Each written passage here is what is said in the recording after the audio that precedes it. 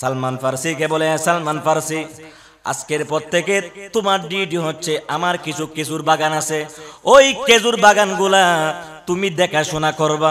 খেজুর বাগান হযরতে সালমান ফার্সি দেখাশোনা করতে লাগলেন। আর রাতের অন্ধকারে চোখের পানি ছেড়ে দিয়ে বলে, শ্রেষ্ঠ ধর্ম আমি কখন গ্রহণ করব? কেননা এই মদিনার জমিনে তো আমার মা নাই, এই মদিনার জমিনে তো আমার বাবা নাই, এই মদিনার জমিনে তো আমার চাচা নাই, এই মদিনার জমিনের মধ্যে আমার আপন বলতে কেউ নাই, শুধুমাত্র আমার নবী ছাড়া। আরে আমার নবীকে দেখার জন্য যে সালমান ফার্সি মদিনার মধ্যে আগমন করেছে, সেটা তো আমার নবী জানে। কথা বলেন ঠিক কিনা?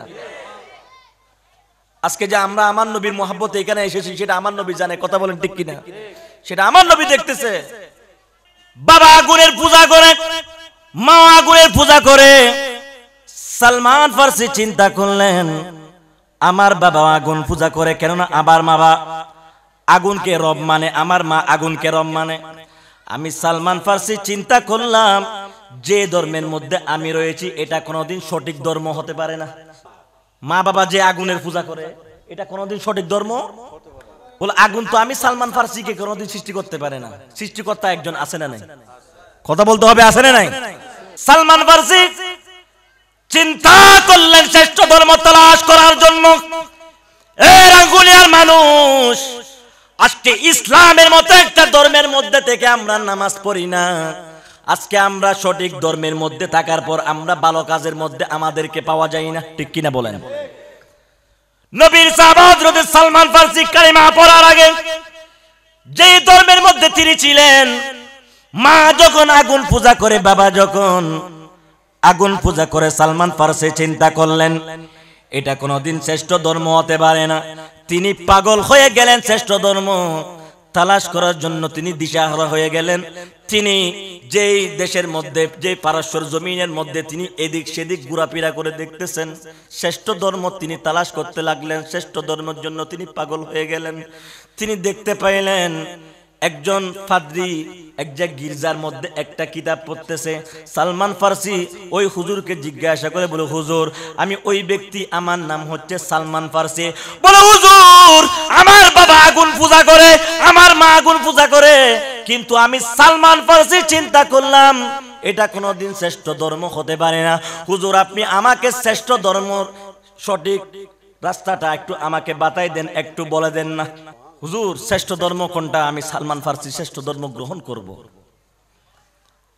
পাদ্রী বলে, তুমি এখন যে ধর্মের মধ্যে রয়েছ, শ্রেষ্ঠ ধর্ম তালাশ করার জন্য তুমি তোমার মাকে, তোমার বাবাকে, তোমার সম্পত্তি, তোমার টাকা পয়সা, অট্টালিকা সমস্ত কিছু কি তুমি ত্যাগ করতে পারবা?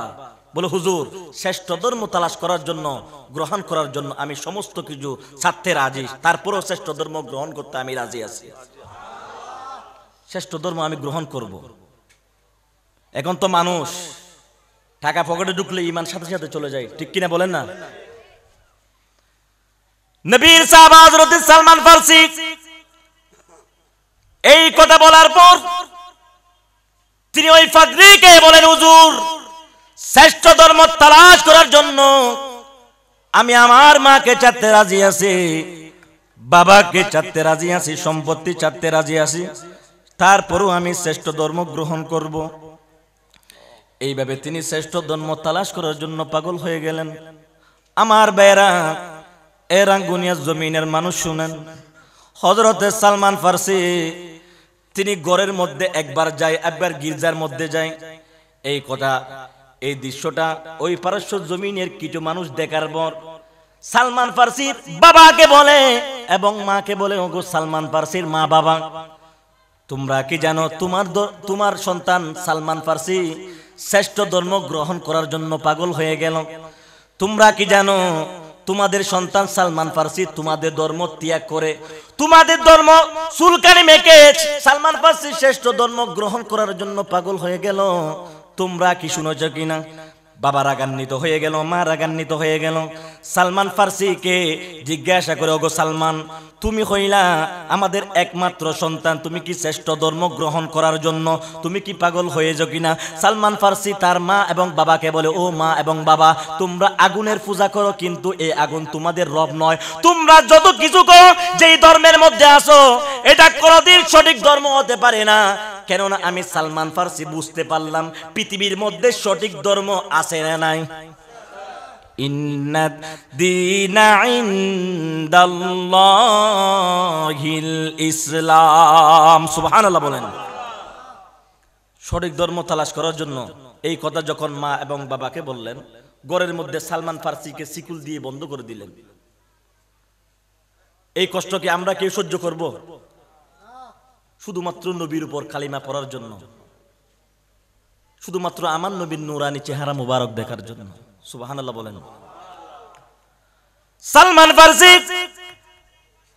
নবীর উপর কালিমা পড়ার জন্য, আমার নবীর উম্মত হওয়ার জন্য মা এবং বাবাকে বলে, ও মা, ও বাবা, তোমরা আগুন পূজা করো, এই ধর্ম কোনোদিন সঠিক ধর্ম নয়। আমি সালমান ফার্সি তোমাদেরকে বলতেছি, মা রে, আমি সঠিক ধর্ম তালাশ করার জন্য পাগল হয়ে গেলাম। তোমরাও চাইলে আমার সাথে সঠিক ধর্ম তালাশ করার জন্য যাইতে পারো। মা এবং বাবা সালমান ফার্সিকে একটা ঘরের মধ্যে বন্দী করলেন, শিকল দিয়ে বন্দী করলেন। সালমান ফার্সিকে ওই ঘরের মধ্যে বন্দীখানার মধ্যে রাতের খাবার এবং দিনের খাবার দিত। বাবা সালমান ফার্সি চোখের পানি ছেড়ে ছেড়ে কান্না করত। সঠিক ধর্ম তিনি কখন গ্রহণ করবেন, কখন আমার নবীর চেহারা মুবারক দেখবেন। সালমান ফার্সি বলে, এই ঘরের মধ্যে আমার মা এবং বাবা আমাকে শিকল দিয়ে বন্দী করেছে, আমার কোনো কষ্ট নাই, আমার কোনো দুঃখ নাই। আমি সালমান ফার্সি যতক্ষণ পর্যন্ত দিয়ে প্রাণ থাকবে, ততক্ষণ পর্যন্ত আমি শ্রেষ্ঠ ধর্ম তালাশ করার জন্য চেষ্টা করব। নবীর সাহাবা হযরতে সালমান আল ফার্সি তিনি একদিন তার মাকে ডাকলেন, বলে, মা, তুমি তো আমি সালমান ফার্সিকে বড় ভালোবাসো, বড় মোহাব্বত করো, কেননা আমি সালমান ফার্সি তো তোমাদের একমাত্র সন্তান। মা, আমি তোমাকে বলতেছি, আজকের পর থেকে আমি আর কোনোদিন ধর্ম তালাশ করব না, শ্রেষ্ঠ ধর্ম তালাশ করার জন্য আমি পাগল হব না। এবং বাবাকে বলে, বাবারে, তোমার যেই সম্পত্তি আছে, তুমি যদি মারা যাও, এই সম্পত্তি দেখাশোনা করার জন্য আমি সালমান ফার্সিকে দরকার হবে। বাবারে, আজকের পর থেকে আমি ঘর থেকে ব্যবসার মধ্যে ব্যবসা করার জন্য যাব, দোকানে যাব, আর দোকান থেকে ঘরে আসব। সুবহানাল্লাহ বলেন না। এইভাবে তিনি কলা কৌশলে শিকল থেকে তিনি মুক্ত হওয়ার পর দেখেন, তিনি তারপরও ঘর থেকে ব্যবসা করতে দোকানে যায়, তারপরও তিনি ডানে দেখে বামে দেখে। সুবহানাল্লাহ বলেন না। নবীর সাহাবা হযরত সালমান ফার্সি ডানে দেখে আর বামে দেখে। এইভাবে হঠাৎ একদিন এমন একজন ফাদ্রির সাথে সালমান ফার্সির সাক্ষাৎ হলো। সালমান ফার্সি বলে, হুজুর, আপনি যেই কিতাবটা পড়তেছেন, বলে, আমি সালমান ফার্সি, ওই সালমান ফার্সি শ্রেষ্ঠ ধর্ম তালাশ করার জন্য আমি পাগল হয়ে গেছি। হুজুর, আপনি বলেন না, এই শ্রেষ্ঠ এই কিতাবের মধ্যে এমন কি কোন জায়গার মধ্যে লেখা আছে যেটা সঠিক ধর্ম? বলে, সালমান, তোমাকে যদি আমি এই মুহূর্তে সঠিক ধর্ম, যদি সঠিক ধর্মের কথা যদি তোমাকে আমি বলি, তাহলে ইহুদিরা আমাকে হত্যা করবে, তোমাকে হত্যা করবে। সঠিক ধর্ম তালাশ করার জন্য ফারস্যর জমিনের মধ্যে যদি তুমি 1000 বছর যদি থাকো, সঠিক ধর্ম তুমি খুঁজে পাবে না। সঠিক ধর্ম তুমি খুঁজে পাওয়ার জন্য ওই খেজুর গাছ যেখানে আছে মদিনা শরীফের মধ্যে তোমাকে রওনা হতে হবে। কেননা আমি কিতাবের মধ্যে দেখেছি আখির নবী আগমন করেছেন, ইন্না আরসালনাকা শাহিদাও ওয়া মুবাশশিরাও ওয়া নাযীরা। বড় ফারস্যর জমিনে তুমি থাকলে তুমি শ্রেষ্ঠ ধর্ম গ্রহণ করতে পারবে না। ফারস্যর জমিন নয়, তোমাকে তোমার মাকে, তোমার বাবাকে, তোমার সম্পত্তি সমস্ত কিছু ত্যাগ করে মদিনা শরীফের মধ্যে গিয়ে শ্রেষ্ঠ ধর্ম যদি তুমি তালাশ করতে চাও, ওই মদিনার মধ্যে তোমাকে রওনা হতে হবে। বলো, হুজুর, আমি তো মদিনা শরীফ চিনি না। হুজুর, আমি তো মদিনা শরীফ চিনি না, মদিনার মধ্যে কেমনে যাব? এবং আখিরি নবীকে তো আমি তো কোনোদিন দেখি নাই, আখিরি নবীকে কিভাবে চিনবো? বলে, আখিরি নবীকে চিনার 3টা আলামত আছে। কয়টা আলামত? সবাই মনোযোগ আছে। কয়টা আলামত? কথা বলেন, কয়টা? পিছনের বাইরে কয়টা? ফাদ্রি বলে সালমান ফার্সিকে, আখিরি নবী চিনার তিনটা আলামত আমি তোমাকে বলে দিচ্ছি। একটা আলামত হচ্ছে তুমি ওই নবীর জন্য হাদিয়া নিয়ে যাবা, সুবহানাল্লাহ বলেন। 2 নাম্বার, তুমি ওই নবীর জন্য কিছু সৎকার মাল নিয়ে যাবা। যদি ওই নবী যদি সৎকার মাল যদি গ্রহণ করে, তাহলে তুমি মনে করবা ওইটা কোনোদিন আখিরি নবী হতে পারে। এবং ওই নবীর জন্য কিছু হাদিয়া এবং সৎকার নেওয়ার পর, এবং আল্লাহ ওই নবীর এই জায়গার মধ্যে একটা খতমে নবুয়তের সিল মেরে দিয়েছে। ওই খতমে নবুয়তের রাসূলের ওই সিল যখন তুমি দেখতে পাবা, তখন তুমি মনে করবা ওইটাই হচ্ছে আখিরি নবী। জোরে বলুন না। বলে হুজুর আমি তো মদিনা শরীফ তো কোনোদিন যাই নাই, মদিনা শরীফ চিনি না, রাস্তা চিনি না। বলে ফারাসর জমিন থেকে কিছু, মক্কা থেকে মদিনা থেকে কিছু ব্যবসায়ী এখানে ব্যবসা করতে আসে। ওই কাফেলার মাধ্যমে তুমি মদিনা শরীফের মধ্যে চলে যাও। ওই মদিনায় গেলে তুমি আখিরি নবীর সন্ধান পেয়ে যাবে। সালমান ফারসি নবীকে দেখার জন্য, আমার নবীর উপর কালিমা পড়ার জন্য সালমান ফারসি মাকে চাললেন, বাবাকে চাললেন, সম্পত্তি চাললেন। তিনি কিছু টাকা নিলেন। টাকা নিয়ে একটা কাফেলার মাধ্যমে তিনি মদিনার উদ্দেশ্যে রওনা দিলেন। ওরাঙ্গুনিয়ার জমিনের মানুষ, আমরা আজকে নবীর উম্মত হয়েছি, এটার কোনো আমরা কোনো তাজিম নাই, কোনো মোহাব্বত নাই, ঠিক কিনা বলেন?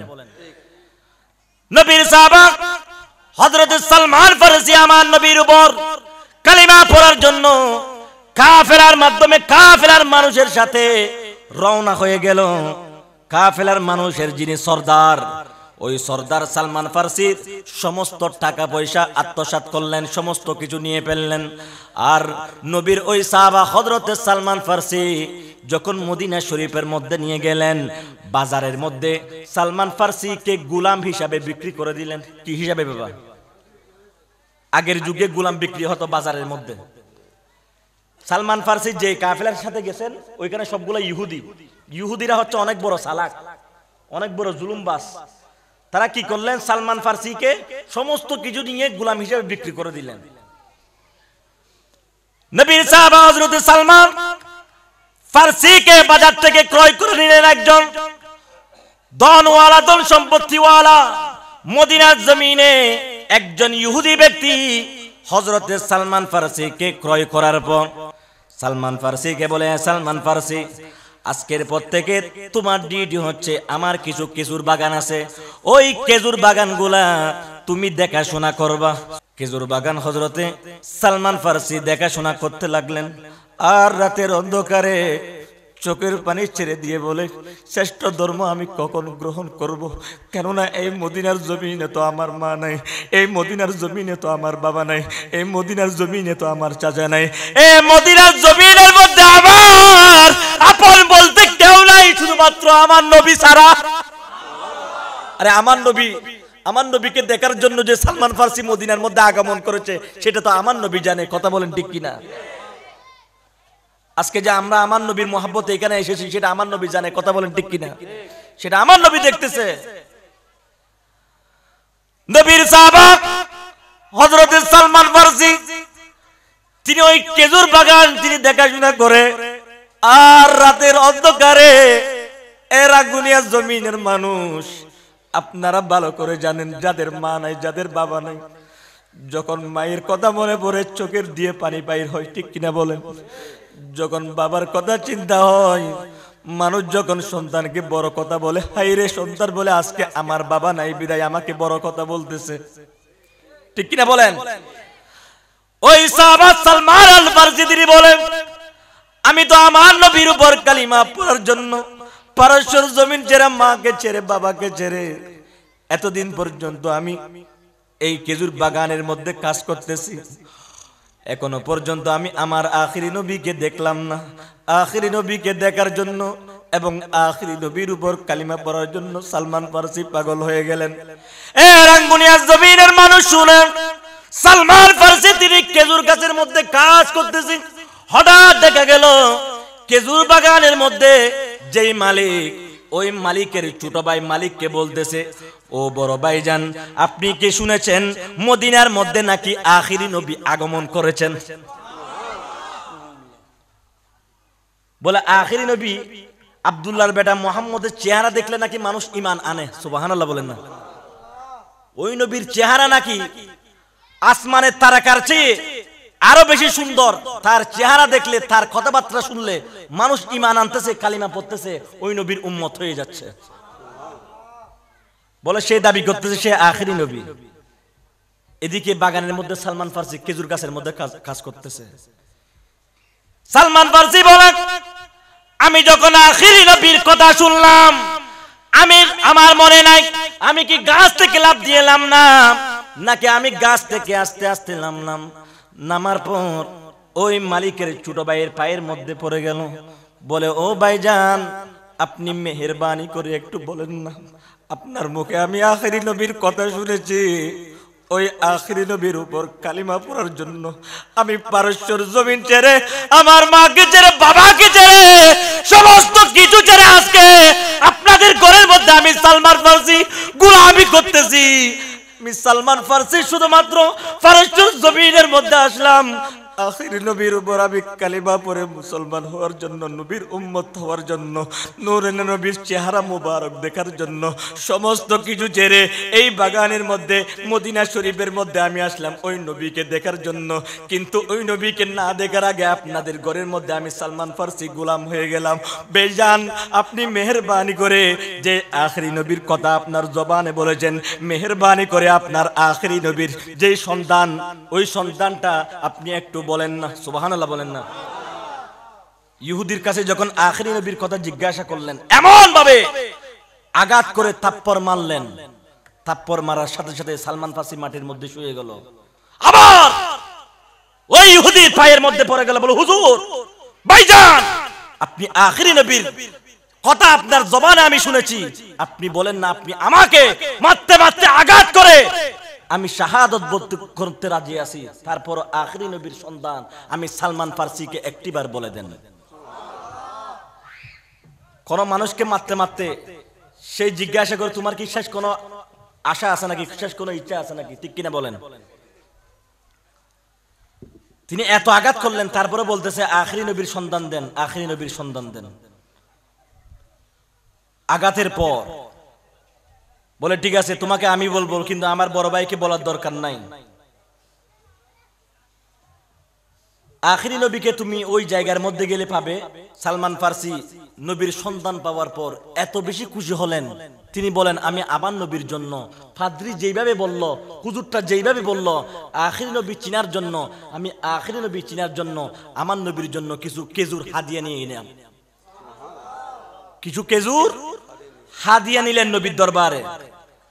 সালমান ফার্সি বলে যখন আমি আমার আখেরি নবীকে দেখতে গেলাম, তখন আমি তো আখেরি নবীকে দেখলাম, আমি দেখতে পাচ্ছি আকাশের তারকার চেয়ে, ছাদের চেয়ে আমার নবীর চেহারা মুবারক আরো বেশি সুন্দর।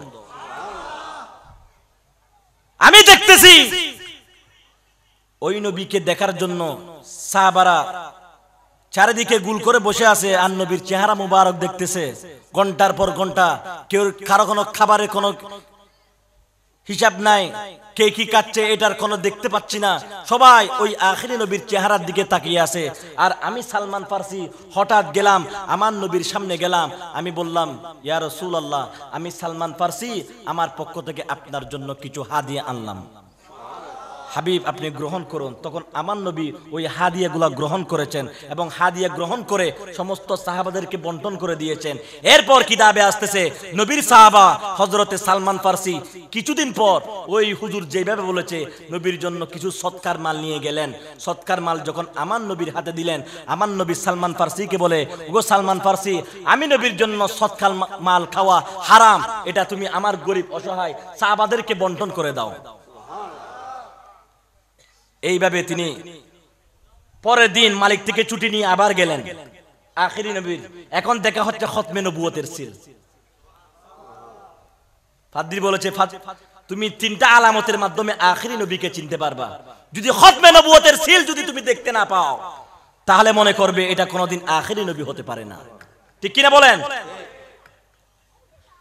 নবীর সাহাবা হযরত সালমান ফার্সি আখির নবী চিনার জন্য দুইটা আলামত তিনি পেয়ে গেলেন।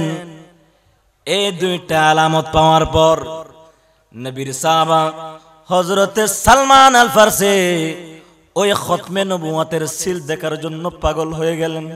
তিনি দরবারে একবার যায় একবার আসে, একবার যায় একবার আসে, একবার যায় একবার আসে। আমার নবী তো সবগুলো জানে। একদিন হঠাৎ ডাক দিলেন, ওগো আমার সাহাবা, আমার এই সালমান ফারসিকে একটু আমি নবীর সামনে হাজির করো। নবীর সমস্ত সাহাবার সামনে হাজির। আর সালমান ফারসিকে ডাকলেন, বলো গো সালমান আল ফারসি, আজকে অনেক দিন পর্যন্ত তুমি আমি নবীর দরবারে আসো। তুমি 2 দিন আমি নবীর সামনে এসে আমি নবীর সাথে সাক্ষাৎ করেছো, কথা বলেছো, কিন্তু তুমি আজকে অনেক দিন পর্যন্ত আমার সামনে আসো, কিন্তু আমি নবীর সাথে তুমি কথা বলো না। সালমান ফারসি, তুমি কেন কথা বলো না এবং তুমি কি জন্য আসলা সেটা আমি নবী জানি। আগে সালমান আল ফারসি, ফারসের জমিন থেকে তুমি মদিনার জমিনের মধ্যে তুমি তোমার মাকে ছেড়ে, বাবাকে ছেড়ে, ভাইকে ছেড়ে, বোনকে ছেড়ে, সমস্ত কিছু ছেড়ে ওগো সালমান ফারসি তুমি মদিনার জমিনের মধ্যে ইহুদির ঘরের মধ্যে তুমি গোলামি করো। সালমান ফারসি, এগুলা সবকিছু আমি নবী জানি। আমার নবী জানে কি জানে না? কথা বলে না, জানে কি জানে না? আমার নবী জানার ক্ষমতা দিয়েছেন কে? কথা বলেন কে? সালমান ফারসি সাহাবারা ডাক দিলেন। আমার নবী বলেন, এ সাহাবারা, সালমান ফারসি প্রত্যেক দিন আমি নবীর দরবারে আসে, কিন্তু আজকে কয়েকদিন পর্যন্ত আমি সালমান ফারসিকে দেখতে পাচ্ছি। আমি সালমান ফারসি আমার সামনে আসে না। আমার সালমান ফারসিকে আমি নবীর সামনে আনো। আজকে ওই আমার পাগল, আমার গোলাম সালমান ফারসি আমি নবীর উপর কালিমা পড়ে আমি নবীর উম্মত হবে। নবীর সাহাবা সালমান ফারসি যখন আমার নবীর সামনে আসলেন, আমার নবী সালমান ফারসিকে কপালের মধ্যে চুমু দিলেন, সালমান ফারসিকে জড়িয়ে ধরলেন, বলো পাগল, ও সালমান রে, আমি নবীর মহব্বতে তুমি পারস্যর জমিন ছেড়ে মদিনার জমিনের মধ্যে আসলা। আমি নবী তোমার কবর জানি, এবং একজন ফাদরি তোমাকে আমি আখিরি নবী চিনার জন্য 3টা আলামত দিয়েছে। তুমি 2টা আলামত দেখেছো, এখনো কি একটা আলামত তুমি দেখতে পাও নাই? আমার নবী জুব্বা মুবারকটা তুললেন আর বলতেছে, সালমান ফারসি রে, তুমি আখিরি নবীর সিল মুবারক খতমে নবুয়তের সিল দেখে আমি নবীর উপর তুমি কালিমা পড়ে আমি নবীর উম্মত হয়ে যাও।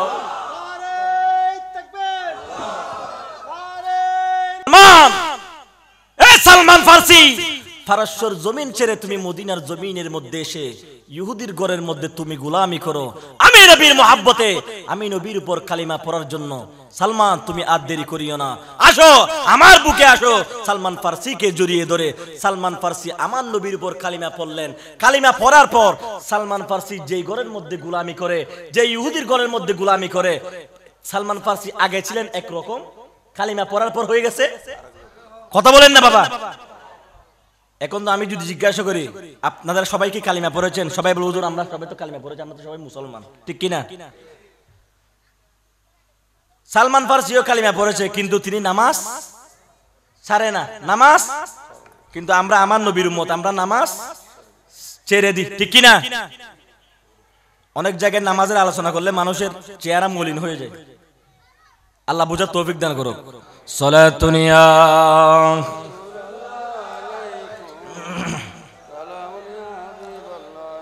নবীর সাহাবা সালমান ফারসি আমার নবীর উপর কালিমা পড়লেন, লা ইলাহা ইল্লাল্লাহ মুহাম্মাদুর রাসূলুল্লাহ। আর নবীর সাহাবা হযরতে সালমান ফারসি তিনি আমার নবীর উপর কালিমা পড়ে তিনি নামাজ শুরু করে দিলেন। আর আমার নবী বলতেছেন, সালমান রে, যে ইহুদির ঘরের মধ্যে তুমি কাজ করো, ইহুদির ঘরের মধ্যে তুমি কাজ করতে থাকো, আর ওই জায়গা থেকে তুমি আমি নবীর দরবারে আসবে, এখান থেকে তুমি চলাফেরা করো। মা সুবহানাল্লাহ বলেন। হঠাৎ ইহুদি দেখতে পাইল সালমান ফার্সি নামাজ পড়তেছে, রাতের অন্ধকারে তাহাজ্জুদের নামাজ পড়তেছে। ইহুদি মালিক যিনি তিনি জিজ্ঞাসা করলেন, সালমান তুমি কি ধর্ম ত্যাগ করেছো? তুমি কি আখিরি নবীর উপর কালিমা পড়ে মুসলমান হয়েছো? সালমান ফার্সি বলে, যখন আমি নবীর উপর কালিমা পড়েছি আমার তো কোনো ভয় নাই, ঠিক কিনা বলেন? সালমান ফার্সি বলে, হ্যাঁ মালিক, আমি আখিরি নবীর উপর কালিমা পড়ে ওই নবীর উম্মত হয়েছে।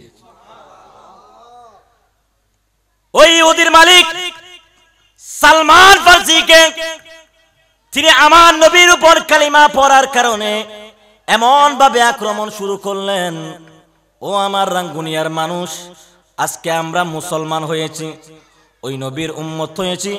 নবীর উম্মত হয়ে আমাদের মধ্যে নামাজ নাই, নবীর উম্মত হয়ে আমাদের মধ্যে ভালো কাজের কোনো কিছু নাই।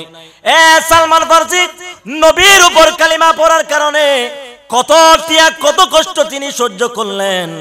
নবীর সাহাবা হযরতে সালমান ফার্সি বলে, আমি যেই ঘরের মধ্যে কাজ করতাম, ওই ইহুদির মালিক যখন জানতে পারলো আমি সালমান ফার্সি আখিরি নবীর উপর কালিমা পড়ে মুসলমান হয়েছি, আমার মালিক আমি সালমান ফার্সিকে এমন ভাবে আঘাত করে শুরু করে দিলেন। আঘাত করতে করতে আমি আমার নবীর দরবারে গিয়ে আমার নবীকে বলতেছি, ইয়া রাসূলুল্লাহ, আপনি নবীর উপর কালিমা পড়ার কারণে আমি সালমান ফার্সিকে ইহুদির মালিক এত আঘাত করে, এত কিছু আঘাত করার পর আমি সালমান ফার্সি সহ্য করতেছি। আমার নবী একজন সাহাবা পাঠালেন সালমান ফার্সির মাধ্যমে, সাথে সালমান ফার্সি যেই ঘরের মধ্যে কাজ করে মালিককে বলতেছে, কিসের কারণে সালমান ফার্সিকে ক্রয় করবা, বিক্রি করে দিবা? সুবহানাল্লাহ বলেন। এখন ইহুদির মালিক কত চালাক দেখেন, বলে টাকার বিনিময়ে সালমান ফার্সিকে বিক্রি করব না, সালমান ফার্সিকে মুক্ত করব একটা কারণে, আজাদ করে দিব একটা কারণে। সালমান ফার্সির হাতে 100টা খেজুর গাছ লাগাতে হবে এবং 100টা খেজুর গাছের মধ্যে 1 বছরের মধ্যে খেজুর ধরতে হবে। আচ্ছা, কোন খেজুর গাছের মধ্যে লাগানোর পর 1 বছরের মধ্যে খেজুর ধরা সম্ভব? কথা বলেন না কেন? ইহুদিরা হচ্ছে চালাক, ইহুদির কাজ হচ্ছে, বুদ্ধি হচ্ছে, সালমান ফার্সি তো কোনদিন 1 বছরের মধ্যে খেজুর গাছের মধ্যে খেজুর ধরতে পারবে না। সালমান ফার্সি যতদিন বেঁচে থাকবে ততদিন আমাদের ঘরের মধ্যে গোলামি করবে, ঠিক কিনা? সালমান ফার্সি এই কথা যখন আমার নবীর সামনে পেশ করলেন, বলে, ও সের কারণে তোমার মালিক তোমাকে ক্রয় করে দিবে, বিক্রি করে দিবে। বলে, হুজুর, আমার মালিক আমাকে যেটার কারণে বিক্রি করে দিবে আমি মনে হয় আর কোনদিন আপনি নবীর দরবারে একইবারে আসতে পারবো না। সারা জীবন আল্লাহ যতদিন আমি সালমান ফার্সির হায়াত দিবে ততদিন পর্যন্ত আমার ইহুদির ঘরের মধ্যে গোলামি করতে হবে। বলে, সালমান ফার্সি কি এমন প্রস্তাব দিয়েছে, কি এমন কথা বলেছে? বলে, হুজুর, আমার মালিক আমাকে বলেছে 1 বছরের মধ্যে 100টা খেজুর মাছের মধ্যে খেজুর ধরতে হবে। আমার নবী বলেন, সালমান, 1 বছরের মধ্যে খেজুর ধরতে হবে, তুমি তোমার মালিককে বলে দাও, ঠিক আছে, আমি রসুলের নূরানি হাতে 100টা খেজুর রোপণ করে দিব। 100টা খেজুর গাছ রোপণ করার জন্য আমার নবী সমস্ত সাহাবাদেরকে নিয়ে আমার নবী 100টা খেজুর গাছ উপস্থিত করলেন, হাজির করলেন। আমার ভাইরা, রাঙ্গুনিয়া জমিনের মানুষ, আমরা ওই নবীর উম্মত, যেই নবী সালমান ফার্সিকে ওই ইহুদির মালিক থেকে আজাদ করার জন্য আমার নবী বলেন, ওগো আমার সাহাবারা, আজকে প্রত্যেকটা খেজুর গাছ আমি নবীর নিজের হাতে রোপণ করব। আমার নবী ওই জায়গার মধ্যে একটা একটা করে রোপণ করতে করতে 99টা খেজুর গাছ যখন আমার নবীর নূরানি হাতে যখন রোপণ করলেন, বাকি আছে কয়টা? কথা বলেন না, কয়টা? আমার নবীর পাশে হযরতে ফারুক আজম বলে, ইয়া রাসূলুল্লাহ, এই খেজুর গাছটা যদি আপনি যদি অনুমতি দেন আমি আমার হাতে রোপণ করে দিব। আমার নবী বলেন, ফারুক আজম, তুমি যখন চেয়েছো, ইচ্ছা করেছো, তুমি তোমার হাতে রোপণ করে দাও। এদিকে সালমান ফার্সিকে ডিউটি দিলেন, বলে, আমি নবী বলতেছি 1 বছরের মধ্যে এই খেজুর গাছের মধ্যে খেজুর ধরবে।